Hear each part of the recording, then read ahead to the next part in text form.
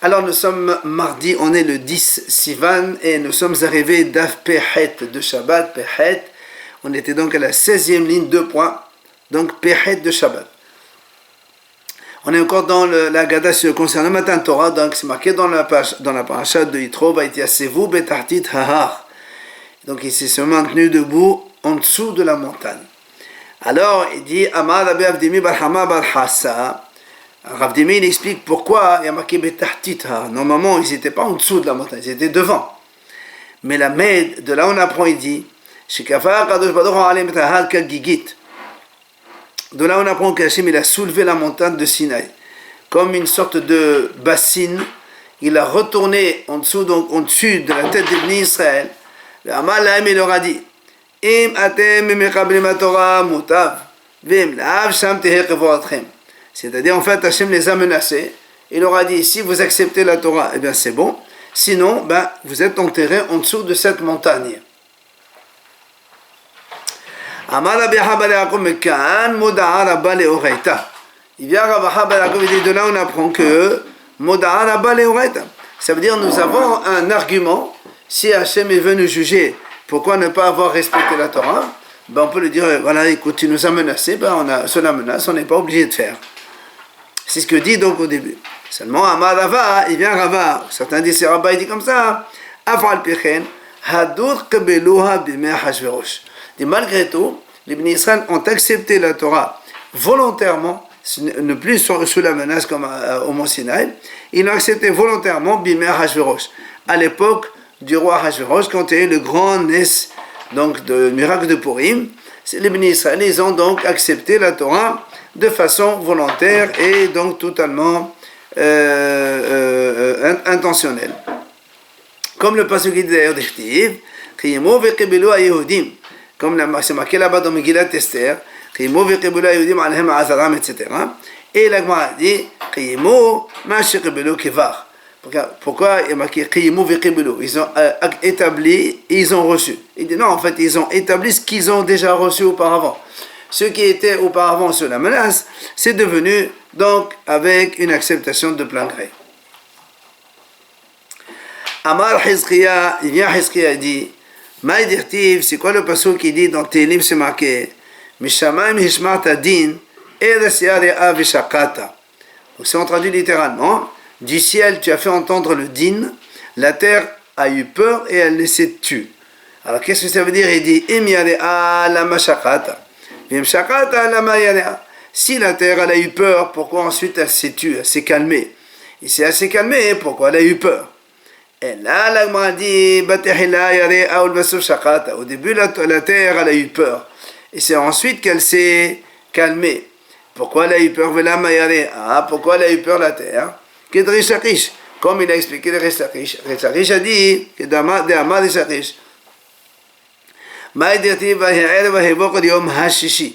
pourquoi dans la création, lorsque, donc, dans les 5 premiers jours de la création, c'est marqué Yom Echad, Yom Sheni, Yom Shelishi, Yom Levi, Yom Hamishi. Mais quand on arrive au 6e, on dit, il se fait le soir, il se fait le matin, Yom HaShishi. Il y a le He, donc HaShishi, le 6e. He Yetera, la lettre He est en plus. La Malé, pourquoi? Donc, pourquoi la Torah, elle a marqué un He en plus? Mais la Med, c'est de là que Rish Lakish dit, Hashem, il a fait Hitna, HaKadosh Baruch Hu, Ma'aseh Bereshit.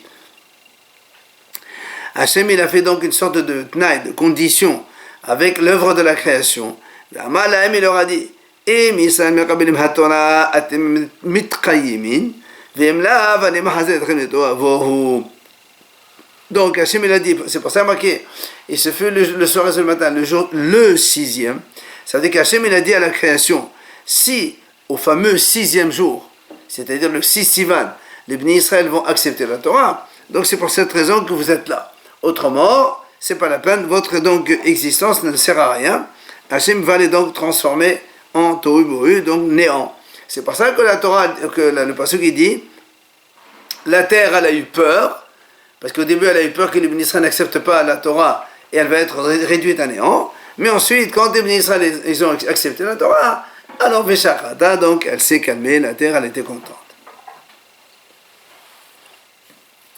Darash Rabbi Simai. Il y a Rabbi Simai qui fait, donc il explique cela. Il dit Au moment que les Bnei Israël ont avancé Naasé avant Nishma. Comme on le sait tous, ils n'ont pas dit on écoutera ce que tu diras et on fera. Ils ont dit d'abord Naasé, on fera ce que tu nous dis, les Nishma, et après ils ont dit on écoutera. Alors, par le mérite d'avoir devancé ce fameux Naasé à Nishma, eh bien, Baou Shishim Ribo Shel Malaché Asharet, לכל אחד ואחד מישראל קשור לשני כתרים. אחד כנר נעשה ואחד כנר נשמע. Donc ils sont descendus 600 000 anges donc de service du ciel. Ils sont descendus les 600 000, un pour chaque béni Israël. Et les anges ont donc couronné chaque béni Israël de deux couronnes, un kener na'ase, un kener nishma. C'est en fait des couronnes de lumière qu'ils avaient chacun sur sa tête, une lumière spéciale, un pour na'ase, un pour nishma. Mais v'chevan shehateu Israël, mais après avoir commis la faute du veau d'or, ils sont descendus non pas 600 000 anges, mais le double, 1 200 000, et chacun il a repris une couronne. On dit ici que quand Hachem il fait le bien, et il fait, avec un malach il fait beaucoup de bien, il donne beaucoup de bien. Mais pour prendre les biens, pour punir, chaque malach il ne peut prendre qu'un seul. Donc quoi qu'il en soit, ils ont donc défait de leur couronne qu'ils avaient reçue auparavant. Chez Nehema, comme le pasuk dit, les Bnei Israël se sont défaits de leurs bijoux qu'ils ont eus au mont Horev. Donc ces fameux bijoux qu'ils ont eus, nous on a dit ce sont des couronnes de lumière qu'ils avaient eus, donc ils se sont donc défaits de cela. Amar Rabbi Hama be Rabbi Hanina, il dit Rabbi Hama, Behorev ta'anu, Behorev perku. Donc c'est à Horev, au mont Sinaï même, ta'anu, ils ont été donc chargés de ces, on les a chargés de ces bijoux-là, de ces couronnes, et Behorev perku, et c'est au même endroit que dans le Midbar Sinaï que malheureusement ils ont fait là-bas le veau d'or et ils ont été défaits de leur ornement. Behorev ta'anu ked Amran. Donc à Horev, ils ont été chargés, comme on vient de l'expliquer, avec le fait qu'ils ont devancé Naasé les Nishma, les Malachim, et sont venus leur donner les couronnes. Mais comme on vient de l'expliquer avec le passo, ils se sont défaits de leur donc couronne. Amar Rabbi Yohanan, il vient Rabbi Yohanan, il dit toutes ces couronnes de lumière que les Bnei Israël ont été défaits de cela, Zacha Moshe Untalan. C'est Moshe Rabbeinu qui a eu le mérite de les récupérer tous. Il a récupéré donc les 1 200 000 couronnes. Et on explique que c'est grâce à toutes ces lumières-là que Moshe Rabbeinu a eu ce mérite d'avoir son visage qui est illuminé, donc comme on le sait à la fin. Et le passage dit d'où on apprend ça, des Samirle, parce que juste après ce passage qui a marqué au Moshe Yikach et Ha'ohel, et Moshe il prend et Ha'ohel, la tente, et le mot Ohel se signifie aussi le mot lumière, Behillo Nero, ça veut dire de la lumière aussi. Amar Resh Lakish, il a dit Resh Lakish, Atid HaKadosh Baruch Hu Hazeran Lanu. Malgré tout, Hachem, dans le futur, il va nous rendre ces couronnes-là comme auparavant. Comment tu sais, Shenema, parce qu'il y a un passage qui dit, V'douye Adonai Yeshuvun, donc ceux qui ont été libérés par Hachem, donc ceux qui sont sortis d'Égypte, Yeshuvun, ils vont faire Teshuvah, et Uva aussi en Berena, ils reviendront à Sion en chantant Bisimhat Olam Al-Rosham. Et la joie du monde, elle est sur leur tête. C'est quoi Simhat? C'est quoi la joie du monde? Simhat Shemeh Olam. C'est la première joie qu'ils avaient eue au début quand ils ont eu les deux couronnes. Al-Rosham, elle reviendra sur leur tête. Donc ils récupéreront leurs couronnes initiales. Amar Rabbi Elazar, il a dit Rabbi Elazar. בשעה שהקדימו ישראל נעשה לנשמע, יצתה בת קול ואמרה להן, מי גילה לפני רז זה שמלאכי השרת משתמשים בו. Il dit Rabbi Elazar, quand Bnei Israël ils ont devancé, comme on a dit, donc ils ont dit d'abord nous ferons, avant nous écouterons, parce que normalement quelqu'un quand on lui demande quelque chose, un être humain, il dit j'écoute ce que tu me demandes, et en fonction de si je peux faire, je fais. Mais les Bnei Israël ils n'ont pas dit ça. Ils ont dit nous ferons sans même avoir entendu quel est l'ordre ou la mission à faire. Alors il dit quand ils ont devancé Naasé les Nishma, elle est sortie une voix du ciel Et elle leur a dit, Migila Levana et Razazé, qui a dévoilé à mes enfants ce secret, le secret de faire sans entendre, ce sont les anges qui le font, puisque les anges, eux, ils sont prêts à toute mission par Hachem, sans condition. Eh bien, les Bnei Israël, ils ont utilisé ces termes. Comment tu sais? Dirtiv, parce que nous on sait que, donc, à propos des anges, c'est marqué, Badachu Adonai Mal'achav, donc les Mal'achim d'Hachem, ils vont le bénir. Il y a marqué comme ça, d'abord ils font l'ordre d'Hachem, et après comme dit l'Agmara, au début il y a marqué et après ils ont dit l'ishmoa. Amar Rabbi Hama ben Rabbi Hanina, ma idirtiv ki tapuach ba'aseh hayar. Il dit, c'est quoi le pasuk qui compare les Bnei Israël comme tapuach ba'aseh hayar, comme un pommier dans les bois de la forêt. Il dit, la manim shel Israël et les tapuach. Pourquoi les Bnei Israël ont été comparés à la pomme? Le malach ma tapuach ze perio kodim le'alau af Israël hirdimu na'aseh l'nishma. De la même façon que cette pomme, le fruit devance les feuilles, même Israël aussi, ils ont devancé Na'aseh l'nishma. Alors évidemment, Tosfot, il dit, on n'a pas vu que la pomme, elle a des feuilles avant, le fruit avant les feuilles. La pomme, le pommier, c'est un arbre comme tous les autres. En fait, il s'agit plutôt du etrog. Tapouah, ici, ça signifie le cédra. Et le cédra, effectivement, on sait que il pose d'abord les feuilles, après il pose le fruit. Et après, le fruit, comme il reste longtemps, donc les feuilles, elles tombent et remontent, et reviennent encore. Après, c'est-à-dire que les fruits, ils étaient avant les feuilles. Que chez le etrog, il y a que ça. Après, l'Agma raconte, il y avait un sadducéen, il a vu Rava qui était en train d'étudier la Torah, donc de Me'ayen, c'est-à-dire donc de comprendre et de discuter un peu donc, de la Torah. Mais comme il était assis par terre, comme à l'époque il s'asseyait par terre, il avait les doigts de ses mains qui étaient en dessous de ses pieds. Et en étudiant sans se rendre compte, les pieds écrasaient les doigts, et ça, il saignait de ses doigts sans même se rendre compte. Amalé, alors le sadducéen, quand il a vu Rava dans cette situation, il lui a dit, Amma Paziza, vous êtes un peuple précipité.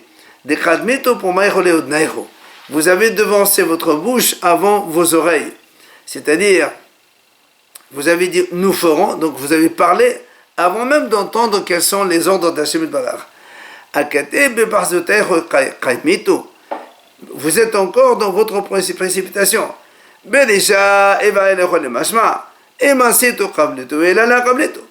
Il lui dit, vous aurez dû d'abord écouter ce que Hachem dit. Et après, vous voyez, si vous arrivez à tenir, vous recevrez. Ben sinon, vous ne recevrez pas. Donc c'est pour ça, regarde dans quel état tu te trouves maintenant. C'est parce que vous avez dit en phrase sans même écouter. Amal et Rava lui répond. Il lui dit, Anad Isaginan Bishlimota, nous, on marche avec Hachem Barach Bishlimota, avec notre entité. C'est-à-dire complètement, on est avec lui. Ktiv Ban, il est écrit à notre sujet, Tumat Yesharim Tanhem. L'entité des gens droits, Tanhem les conduira. C'est pour ça que Hachem, nous, tout ce que Hachem nous dit, on accepte parce qu'on sait très bien que Hachem nous aime. Et alors, comme nous, on l'aime, il nous aime et nous donne que des choses qu'on peut faire. Mais vous, les autres, des Sagan Ba'alilota, vous marchez avec un chemin tortueux et on verra Hachem Barach, qui dit à votre sujet, il est marqué dans le pasuk, c'est-à-dire ceux qui se conduisent avec un chemin tortueux, eh bien, Yeshodem, Hachem, il va donc les punir par la suite. Amar Rabbi Shmuel ben Nachmani, Amar Rabbi Yonatan. Il dit Rabbi Shmuel au nom de Rabbi Yonatan. Maïdirtiv, c'est quoi le pasuk dans Shir HaShirim qui dit les baftini achotechala, les baftini be'achat me'anaych. Ça veut dire quoi les baftini? Les baftini, ça veut dire tu m'as comme un cœur, tu m'as approché de toi. Achotechala, ma sœur. Après il dit be'achat me'anaych, avec un de tes yeux. Pourquoi un de tes yeux? L'Agma dit batehila be'achat me'anaych. C'était quand Hachem nous a donné la Torah, il nous a approchés, mais avec un seul œil. Mais après, pour savoir si on fait vraiment la Torah oui ou non, L'Irshitasi, et quand on appliquera la Torah des mitzvot, alors ce sera Bishte Ainaer avec les deux yeux. Amar Ola il dit comme ça. Alouva Kalla Mezana Betor Chopata. Elle est effrontée, cette mariée, en parlant des bénis Israël, qui sont, nous on est comme les mariés, la mariée de Hachem. Elle est effrontée, cette mariée, qui, au sein même de son dénuptial, déjà elle trompe son mari. Ça veut dire que l'exemple de bénis Israël, que même au Medbar Sinaï, où ils ont reçu le matin Torah, c'est là-bas, même quelques jours après, ils ont fait le veau d'or. Amar Ramani Berah Devat Shmuel. Il est Ramari. Ramari, c'est le fils de la fille de Shmuel. Il a dit, mais où on apprend cela? Il dit, parce qu'il dit là-bas dans Shirachem toujours, alors que le Melech, le roi, il était Bimsibo dans sa grande fête, il a, à cause de du Hegel, eh bien, il a donc enlevé cette odeur, la bonne odeur qu'il nous a donnée au début pour d'autres. Amar Rav, il dit Rav, Ba'adayin Habivotahe Gabal. Dit malgré tout, même si Hachem, il a vu qu'on a fait le veau d'or et on a commis une grosse faute, Habivotahe Gabal, il nous aime encore Hachem. La preuve, dirtiv, il y a marqué Nerdi Natan Alecho, Veloktiv Hisriah. Hachem, il n'a pas marqué que notre odeur, elle est devenue pourrie. Juste Hachem, il a enlevé de nous, mais après, il nous la rendra. Tano Rabbanan Hachamim enseigne. Alovin ve'enan olvin. Shum'in hedpatan ve'enan meshivin. Osin me'ahava ve'ushmehin b'yisurin. Alehem ha'katuv omer ve'ohava u'keset ha'shemesh b'gvurato. Ils disent Hachamim comme ça. Alovin ve'enan olvin. Ceux qui ils sont humiliés, mais que eux n'humilient pas les autres, ils ne se moquent pas des autres. Shum'in hedpatan. Ils écoutent, ils entendent quand on les humilie, mais ve'enan meshivin, ils ne répondent pas. Osin me'ahava, ils font tout ce que Hachem dit par amour, et c'est-à-dire il n'y a aucune intention de salaire ou d'intérêt derrière. Ils font toutes les mitzvot parce qu'ils aiment Hachem et Barach. Et même si Hachem leur amène des épreuves, ils sont contents quand même. Ils ne critiquent jamais. Toujours ils sont heureux de leur sort. Cela, sur cela, le pasuk il dit, donc ce que Hachem aime, c'est quand le soleil il est en plein zénith, c'est-à-dire c'est ce qu'il y a donc au mieux aux yeux d'Hachem et Barach.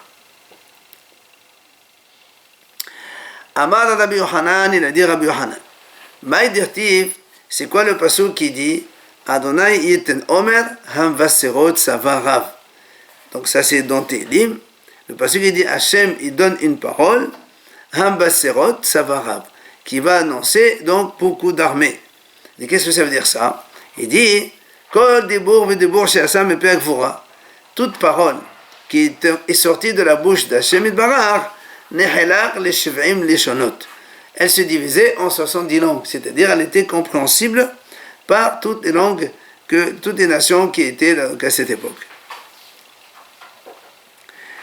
Tani Deve Rabbi Ishmael, il vient dans les yeshivot de Rabbi Ishmael, ils enseignent. Marqué, le pasuk qui dit Urfatishi Fosses Sela. C'est comme un marteau qui fait éclater un rocher. Il dit, c'est comme ça la Torah elle est comparée. De la même façon que quand on martèle sur un rocher, il y a plusieurs étincelles qui s'envolent et qui se projettent. Il dit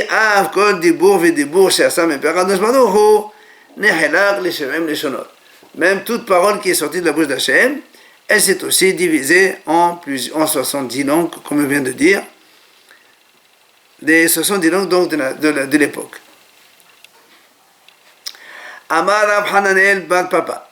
Il a dit Rav Hananel Bar Papa, Maï dirtiv Shim'u ki negidim adaber. Le pasuk il dit, écoutez que negidim. Alors on va expliquer ce que c'est ce negidim adaber, je parlerai.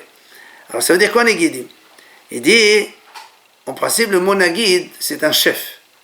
Alors il dit, qu'est-ce que veut dire je vais parler des choses chef.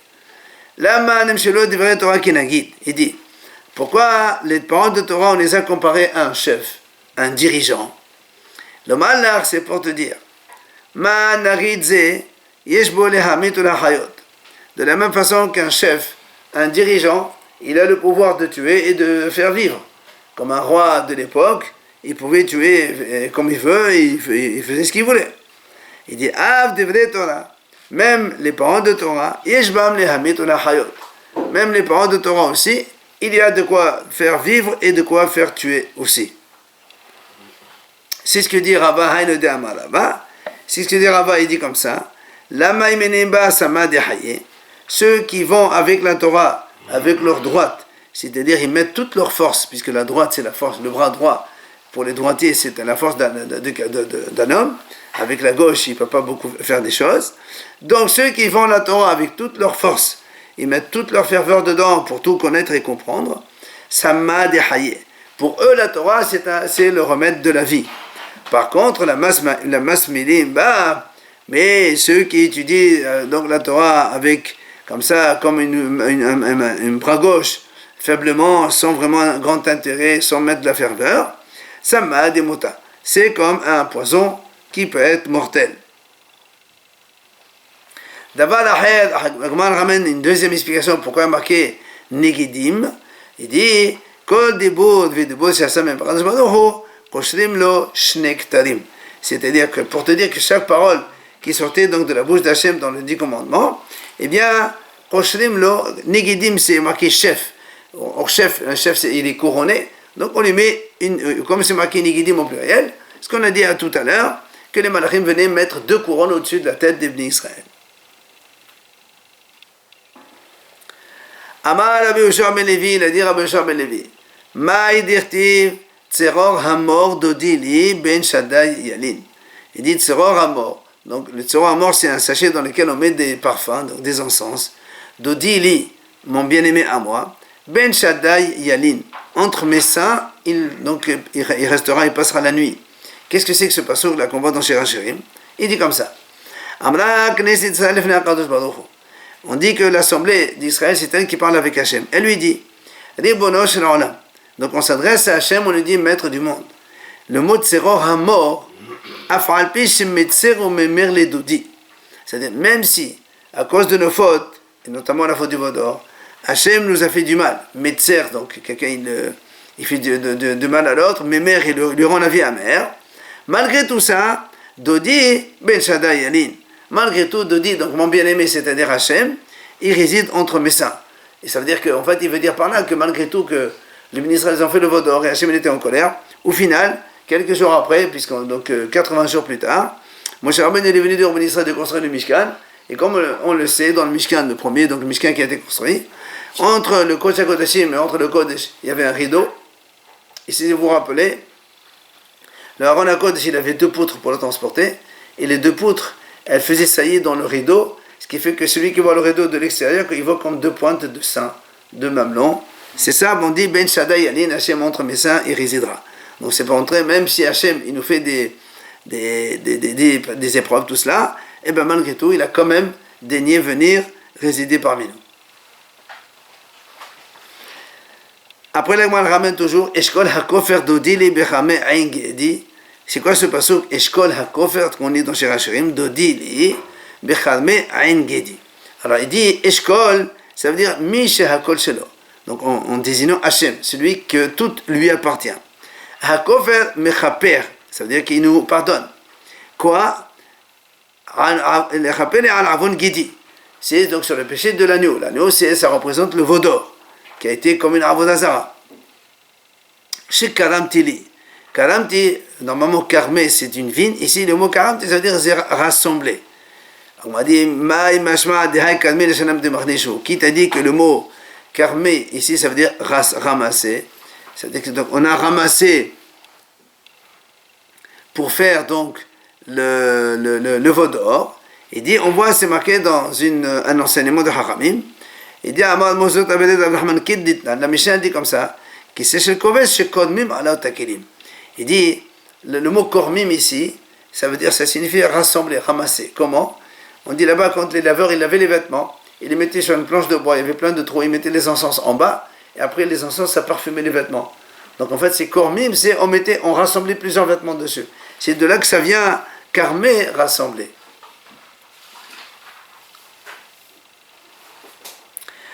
Ve'amar Rabbi Yoshua ben Levi, l'Agmara continue. Maï dirtiv, les hayaw ka'adorat abosem. Les mâchoires, ils étaient comme un carré de parfum. Ça veut dire quoi ça, hein? Il dit, c'est pour nous apprendre que Kol Dibour Videbour She'asam et Pierre Kadosh Baruch Hu, pendant quand Hachem il disait les 10 commandements, chaque commandement qui sortait de sa bouche, Nitmalla Kol Ha'olam Kulo Besamim. Le monde entier a été rempli de fleurs, de parfums et de bonnes odeurs. Alors l'Agma a dit, mais comment?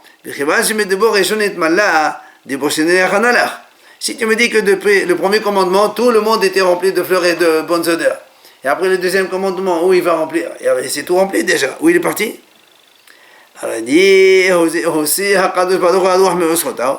Hachem il a fait sortir un vent de ses trésors. Ça veut dire le premier commandement, il y a plein de fleurs et de bonnes odeurs. Après Hachem il enlève tout ça. Deuxième commandement, encore des fleurs et des odeurs. Et ainsi de suite jusqu'au 10e commandement. Shene'emar siftotav shoshanim. Donc les lèvres, shoshanim c'est comme des fleurs. Notre faute mort vert, donc elles font couler. Donc mort vert, donc mort c'est du parfum qui passe. Atekre shoshanim et la sheshonim. C'est-à-dire donc ils changent les uns les autres, un après l'autre, donc les fleurs se suivaient. Ve'amar Rabbi Yoshua ben Levi, encore un autre enseignement de Rabbi Yoshua ben Levi dit comme ça. Chaque parole qui est sortie de la bouche d'Hachem pendant les 10 commandements, Yatsa nishmatan shel Israël. Il dit l'âme d'Ibn Israël elle est sortie, ça veut dire qu'en fait il perdait l'âme, il mourait. L'Ibn Israël Shene'emar, parce que le passage il dit Nafshi Yatsa bedabero. Mon âme elle est sortie avec la parole d'Hachem. Donc à chaque commandement, l'Ibn Israël il mourait. Alors là, on m'a dit comment? Si tu me dis qu'après le premier commandement, ils sont morts, alors comment ils ont écouté le deuxième commandement et le troisième et ainsi de suite? Hein? Le premier et le deuxième, c'est Hachem. Alors comment ils ont écouté le deuxième? Et même ceux de Moshe Rabbeinu, c'est Hachem qui parlait à travers Moshe. Il dit comment ils ont fait. Alors il dit la Gemara, Horid tal sha'atid lahad bomitim yahyaotam. Et Hachem il a fait descendre la rosée avec laquelle il va faire Tchiyat Amitim, la résurrection des morts, et il a fait revivre tous ces gens qui étaient donc à ce moment-là, du premier au deuxième commandement, et ainsi de suite. Shene'emar, comme le passage qui dit Geshem Nedavot Tanif Elohim, donc un pluie de générosité, Hachem il va faire bouger. Nahalat Ravenel Ata Chonanta, dans ton héritage qui était fatigué, Hachem toi tu les as remis en place. Donc tu les as renforcés pour leur donner la vie et écouter les commandements suivants. Ve'amar Rabbi Yoshua ben Levi, encore Rabbi Yoshua ben Levi dit comme ça. Kod dibud v'dibud she'asam epei kadosh baruch hu, hazdu Yisrael elachad hen yavmil.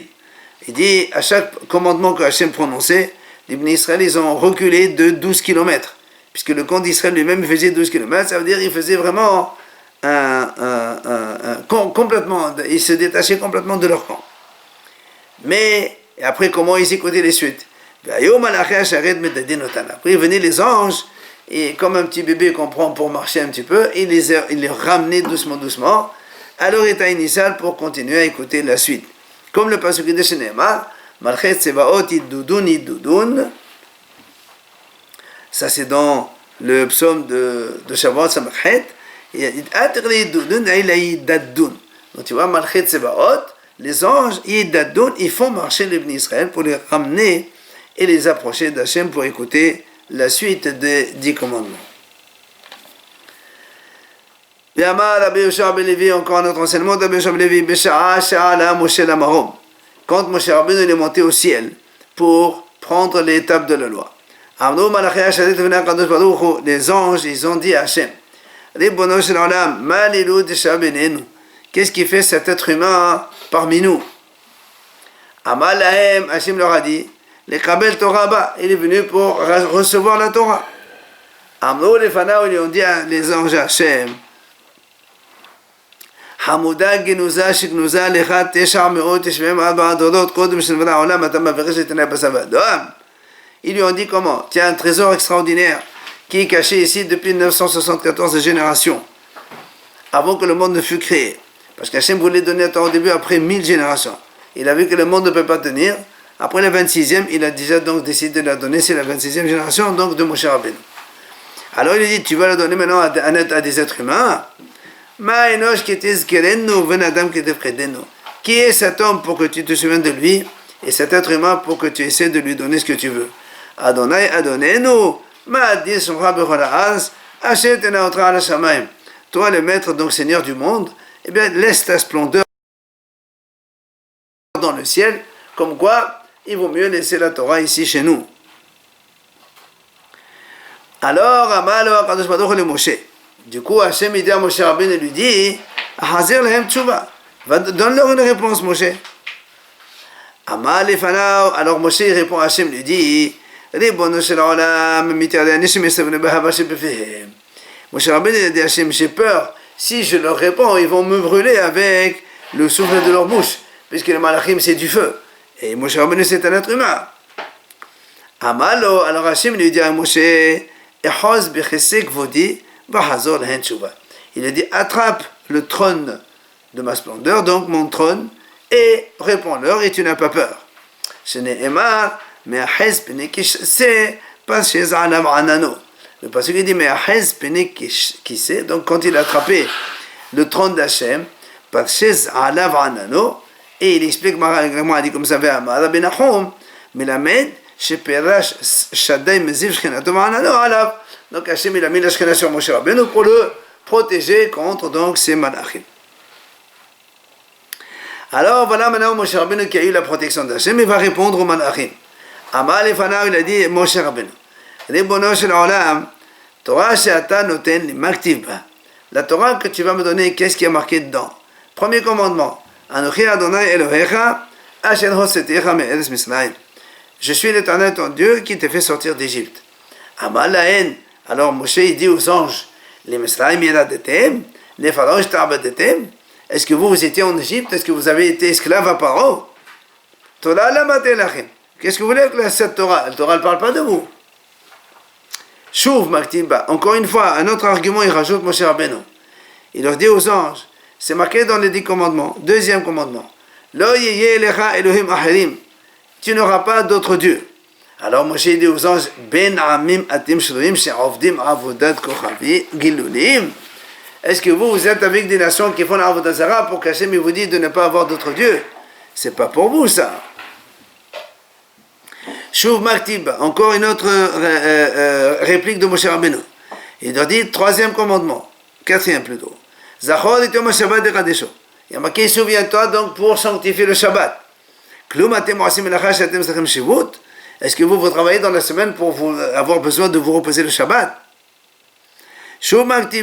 Encore autre chose, il y a marqué dans les 10 commandements. Lotissa. Ça c'est donc le troisième commandement, de ne pas porter le nom d'Hachem en vain. De ne pas jurer le nom d'Hachem. Il leur dit, est-ce que vous avez du commerce entre vous pour avoir besoin de jurer l'un à l'autre, donc fidélité et tout ça, honnêteté et tout ça? Shuv Maktiba, cinquième commandement, qu'est-ce qu'il y a marqué encore?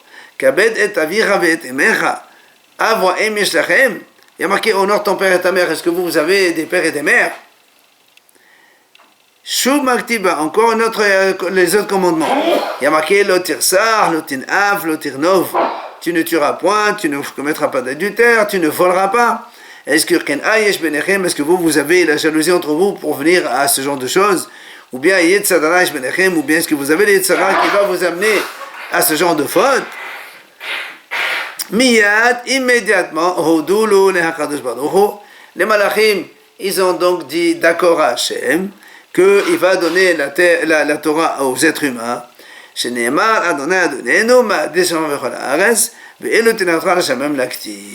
Donc du coup, après les malachim, ils ont dit à Hachem, d'accord, que ton nom il soit puissant dans la terre, mais ils n'ont pas dit la suite de laisser sa splendeur dans le ciel. Ça veut dire qu'ils étaient d'accord de donner la Torah sur terre.